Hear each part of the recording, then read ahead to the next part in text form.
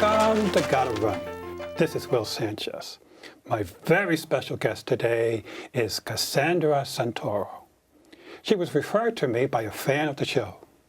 Cassandra is the Chief Executive Officer and founder of a travel agency called Travel Italian Style. She is also an aspiring runner. I'm thrilled to have Cassandra as a guest. Thank you for having me. I'm excited to be here. Great. There's a lot to cover. So let's start by introducing you to our audience. Tell us where you were born and something about your childhood. Sure. I was born on Long Island, New York. I had a pretty simple life. I had my mom, dad, dog. My grandparents are from Sicily, so we had our Sunday dinners of pasta. Our family used to have a pizzeria within my uncle and my father worked together on that. So I spent days in the back cutting the mozzarella and learning how to make pizza. Just pretty simple, played sports. We have a very active family. My father played deck hockey, street hockey, just loves sports. Street hockey? What's that? He grew up in Brooklyn, so out on the street. Really? Yeah, they used to play all the stick ball and hockey on the street, but it really influenced my brother and I to become athletes. Really? That's great. Yeah, so now, where did you go to high school and stuff like that? Me and my brother were just 4 years apart, so we went to high school in Eastern Long Island, in Middle Country School District. What's cool is my brother actually is a teacher and a coach there now, so comes full circle. And we both played sports. I played field hockey, and my brother played soccer. So we were both captains of our team, starters. Okay, so there's a little athletic competition going on there between the two of you? Yeah, I always looked up to him. That's everything. Even into college, we both went to the same college and played sports together. So I have to say he was a good role model. But of course, a little sibling competition never hurts anyone. That's right. So who's considered the best athlete in the family? Two different athletes. As I said, my brother is still a coach. He's won many awards for being a coach, which is really cool. And he actually has two little boys now. So I don't know, it might be my 3-year-old nephew who's the better athlete in the family now, I have to tell you. It could be. They have great flexibility. Yeah, his arm, the way he throws, I said, oh my gosh, these kids, you better sign them up now for the teams. Great. Well, it's good to be born in an athletic family who know the importance of being fit. So in college, what did you major in? I went to college thinking I was doing meteorology. Really? Yeah, and actually when my father got sick, so he had gotten sick with cancer, and my mom wanted to, she's talked about getting her vows renewed. So I said, you know what, I'm going to try to put this party together. Long story short, I put it together fabulously, I guess, because I switched majors to event planning, marketing, and PR. Wow. So a big change from meteorology, but with that being said, I was able to play field hockey because meteorology was a very intense major to have. It kind of required all of your time. So a lot of science in there. They were the passing grade is pretty much a D, and I was like, I think I want to play field hockey and do some marketing. Okay. And it worked out great. Okay, now after college, you needed to decide a career for yourself. So what was the process of doing that?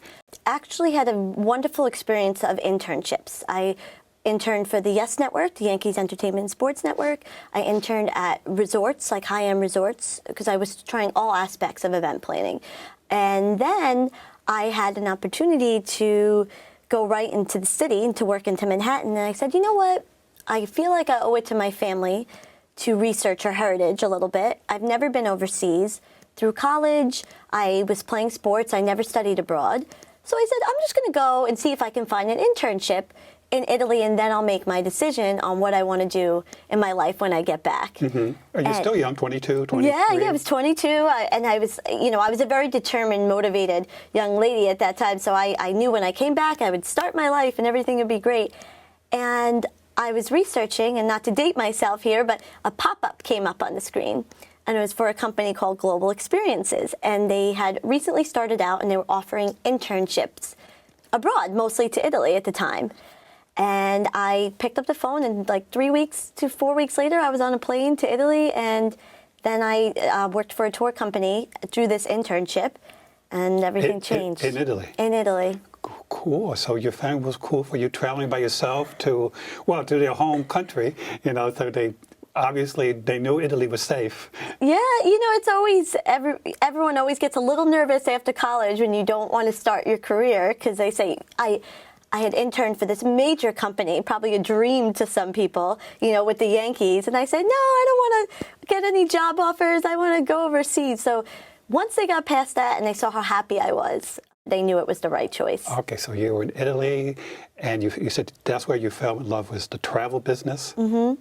And yeah, working, I was exposed to so many amazing parts of the industry, and then getting to travel for free and seeing how happy guiding people not only was making them, but was making me. My wheels started to turn a little bit and say, okay, is this possible for my future? And when I came back, I naturally went to event planning, which was fine. I mean, it worked out great. I had a wonderful boss.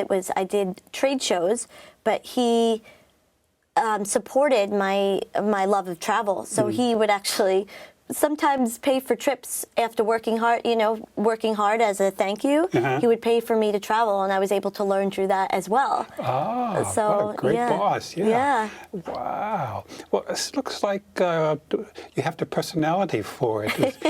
I would imagine that liking people and knowing how to start a conversation and develop and show an interest in them is valuable skills. So you learned that, I guess, at the dinner table, because it sounds like, having a pizzeria and all that, it's really good training for this. My family, they were always very open, especially, my mother is a hardworking, wonderful woman, and especially my father, who had this personality that he can go anywhere and everybody knew who his name, and I do get that a lot, that you're your father's daughter. Just having just a smile sometimes brings people together. I was reading your dad passed away.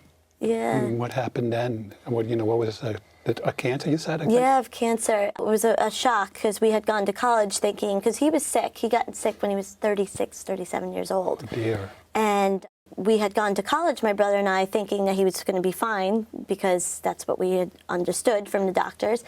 And we came home one holiday for regular Christmas or whatever it was, and we had gotten a surprise that it had spread, the cancer.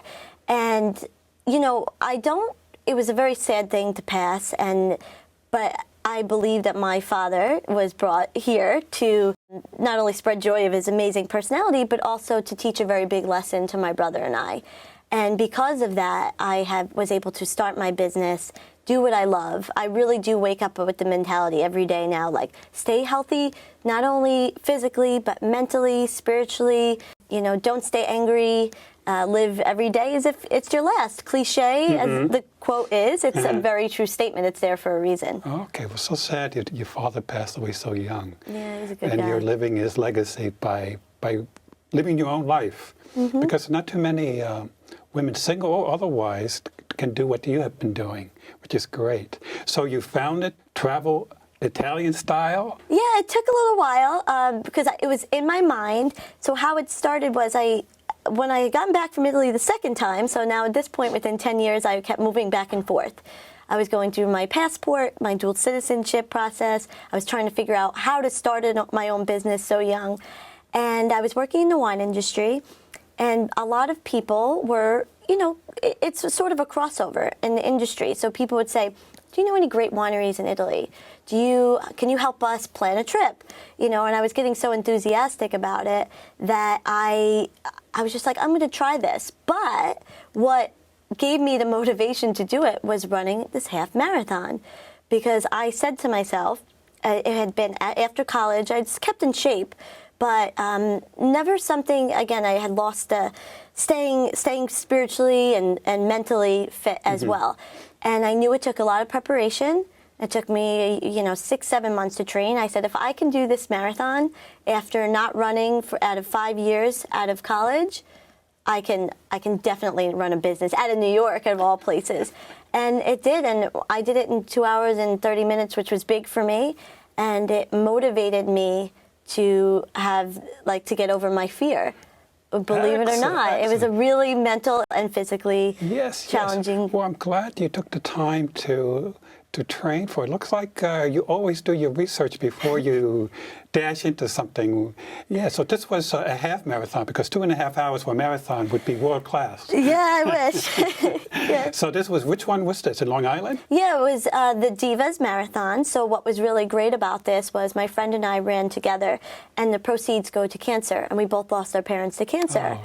So it was sad, but it was a great way to, stay in shape, and we got to dress in pink and do the girly thing. So it was really exciting, and it made everybody really proud. I noticed the rest of my family also was really inspired by it as well. So Great, you were there at the finish line? yeah, they were there. Great. They were meeting me every 6 miles or whatever it was. Wow. Yeah. Again, you guys planned things well so that they could get to see you and maybe have a little food or a little gel with you to give to you. Always great to run with a companion. That really helps. And you ran with a girlfriend. Yeah. It must have been a very special event, your first. Yeah, it was great. And so you plan on doing more? I want to do them in Europe. So I had the opportunity to run the San Francisco Marathon, the real marathon, last year. My aunt, who is 69 years old, and she's amazing. She just started running about 5 years ago or so, maybe 6 years. And she has been running 2 to 3 marathons a year. So she said, if I sign up for one, can we do it? And I missed it because I had a tour, which I'm very thankful for my company. So I said, what's something special we can do? So let's look for a marathon in Italy. So hopefully the 2017 marathon, I can get my aunt over for her 70th birthday year, and we can run it together. And it would be really exciting. So that's what I'm looking forward to. Okay, which, Florence, I think, right? Florence. Mm-hmm. Oh, that's very, very special. I've done Florence. I want to hear about it from your perspective.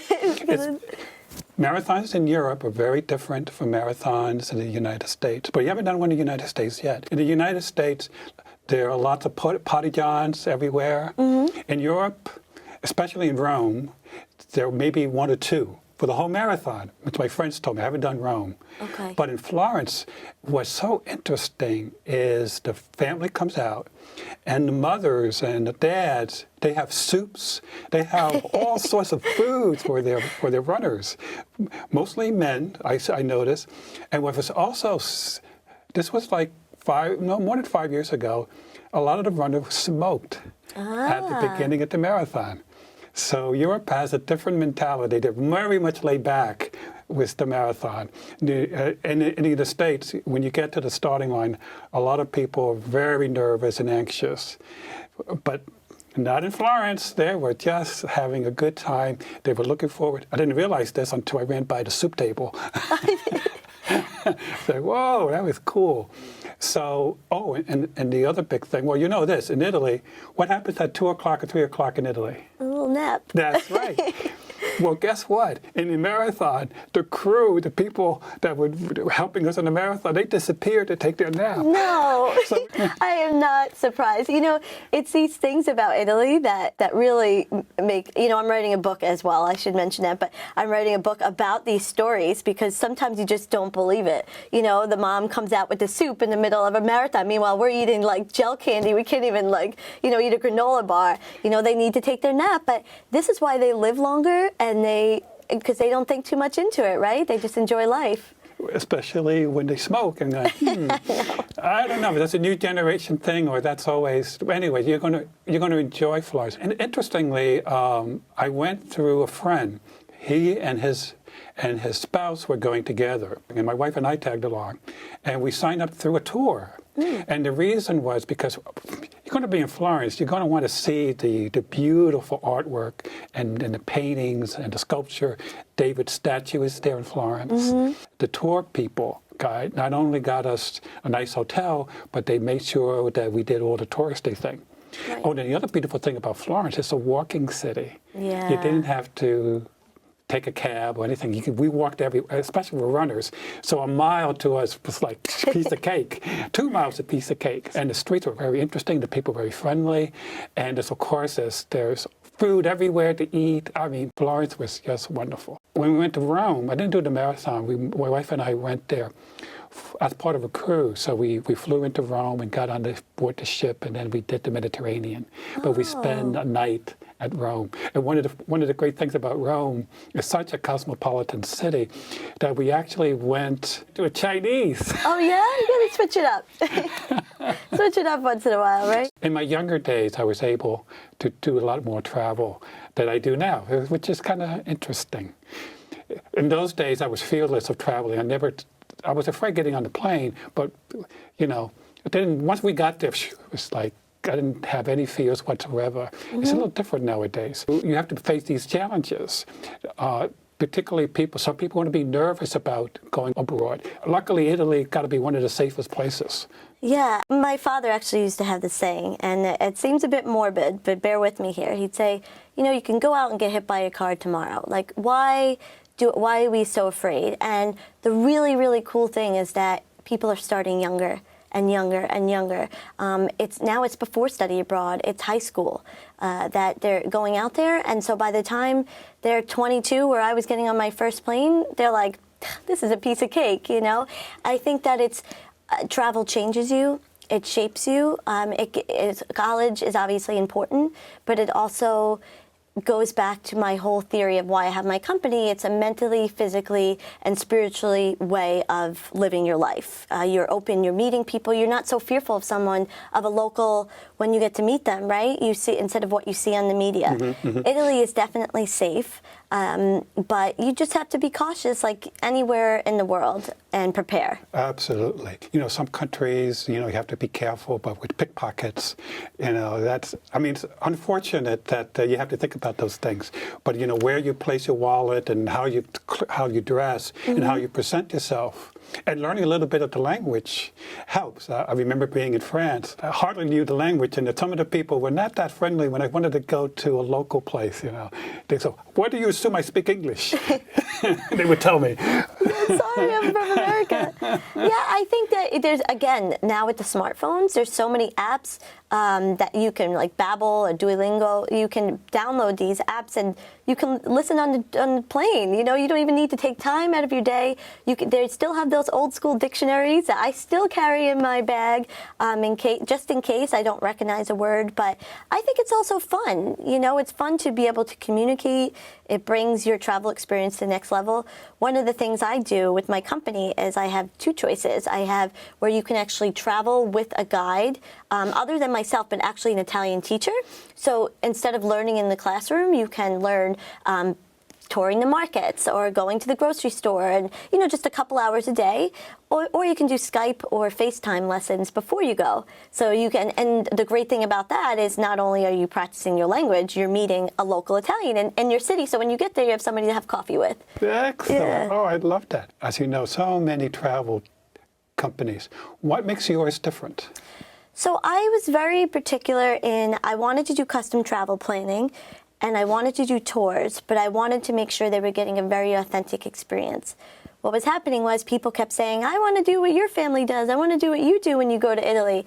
So I basically just called a lot of my friends and these small companies. I said, "Do you want some exposure? Do you want some business?" And obviously they were ecstatic. So I work, you know, I'm very proud of the people I work with. These archaeologists deep in south of Sicily who are so passionate about their job. Some of my friends on the Amalfi Coast. So when you're touring, you're not, you know, we go into people's homes and we have dinner. We go into cooking class, into my friend's grandma's, like, favorite restaurant on the street. So it's a little bit different in that aspect. And then my tours are women-focused. We try to incorporate some wellness. I've done a yoga tour. We have, in my Tuscany tour coming up, we actually have mountain bikes on site, and we can teach them where to run. You know, we can give them the trail so they can run with me, or they can do their own morning jog, bike ride. We have a pool. They can do their own laps. So it's making time for themselves, women. That's really the focus of my business, is for people to go outside of their everyday life and just to be still. Yes, and enjoy. That is so important, to find some me time. Yeah. And doing being physically fit You know, it's gives you freedom to be able to do things that you thought were going to be impossible to do. Exactly. So how do you find these women clients? I mean, there are women everywhere, but how do you find ones that are willing to take a chance and go and travel? It's a lot of networking and a lot of social media. I love social media. I love especially Instagram. That's my biggest following. It's like my little baby. I love having it because all it is a simple picture that inspires somebody. I had a woman call me, and it's meant so much. She said to me, every morning when I get to work, I get my coffee, and then I open your Instagram, and it inspires me to get to church because to of go. the photos. Yeah, because it's very visual. Exactly. Sometimes you can smell the coffee off the pictures. Exactly. Great. A couple of more things. One is you're basically starting your running career because you've done one half marathon. Mm-hmm. You have Florence on your site in 2017, which you're going to love. Yeah, I'm excited. So what other athletic activities are you looking forward to or planning to add to your repertoire? Well, I do have friends in Puglia who do the triathlon. That, you know, in the future, let's get past the first marathon. I also love incorporating these hikes. I think it's so great. So I want to add more of those as well. As you know, and again, I really just like the trails of leading people and giving them a map out that they can bring with them, that they can feel comfortable to run in these cities on their own, and then they can see the off the beaten path if I can't be there with them on the tour. That's excellent, excellent. Well, there's definitely a need for that, for more nature type of thing, you know, because especially people, and you spend most of half of your time in New York. Yes. And so we're in the concrete jungle. So to have an opportunity to get out and enjoy nature, fresh air, which there's, you know, that much of in New York. You know, it's hard to take advantage of it. I mean, Central Park is great, but it isn't Italy, you know. I agree. Okay. You're by yourself running this business. Is it possible some big company, I don't know how it works, some big company might make you an offer and say, oh, become a part of our network? Is that a possibility? Or you're seeing yourself as doing this for a long, long, long time? I go back and forth. It would be great to expand in that sense, but one of my most rewarding things I've done this year is I've partnered with a nonprofit, Flight, the Foundation of Learning Youth Travel Education. It was created by New York Times bestselling author Nomadic Matt and his team, two wonderful girls, Courtney and Erica. And they have put this together to help children travel and for who can't afford it. So basically what we do together is we raise money to help underprivileged students go with their class and study abroad. Now, I don't know if I was part of a major company, if I'd have to get approval to do something like this. I see. And I find it much more rewarding. And, you know, this is the reason I travel. Travel changed my life. Yes. So if I can help others to do it. I love that idea of helping students or underprivileged kids come. Would they come with their, I guess they'll be chaperoned somewhere, not necessarily with their parents. But you know, that brings an interesting, in the recent New York City Marathon, as you know, Italy sends scores of groups, various groups, some of them run by famous Italian runners because the Italians are great runners. Some of them won the New York City Marathon years past, and some of them lead tours. There was one tour for people that were recovering from substance abuse, which is just a great way to recover, is to add physical fitness. And one of the runners was slow and was last to come in. Although it got a decent time, like 4.5 hours. Like, you know, not that slow. I was like, I'd probably be behind him. But he was last, and he got lost for 2 days. Oh, yeah.